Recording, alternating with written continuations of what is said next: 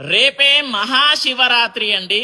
ప్రతి ఒక్కరు కూడా ఉపవాసం ఉండండి. ఉపవాసము అని అంటే ఏమీ తినకుండా అలానే ఉండిపోవడం మాత్రమే కాదు, భగవన్నామ స్మరణ చెయ్యడం. ఓం నమ శివాయ, ఓం నమ శివాయ అనుకుంటూ ఉండండి.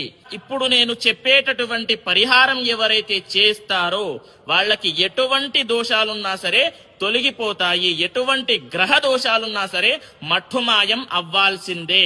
ఆ పరిహారం ఎప్పుడు చేయాలి? దానికి ఒక సమయం ఉంటుంది. అది ఒకటి బ్రహ్మ ముహూర్తం, రెండు లింగోద్భవ సమయం. అంటే టైమింగ్స్ చూసుకున్నట్లయితే ప్రొద్దున 3:30 నుండి 6 గంటలలోపు ఈ వ్యవధిలో చేయాల్సి ఉంటుంది. మరి లింగోద్భవ సమయం రాత్రిపూట 11:30 నుండి 1 గంట ఈ వ్యవధిలో చేయాలి.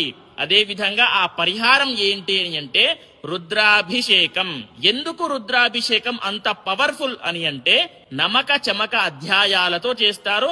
నమకంలో మనము శివుణ్ణి నమస్కరించి శాంతిపరిచి చమకంలో మన కోరికలు చెప్పుకుంటాం. అప్పుడు భోలాశంకరుడు మన కోరికలు తీరుస్తాడనమాట. మరి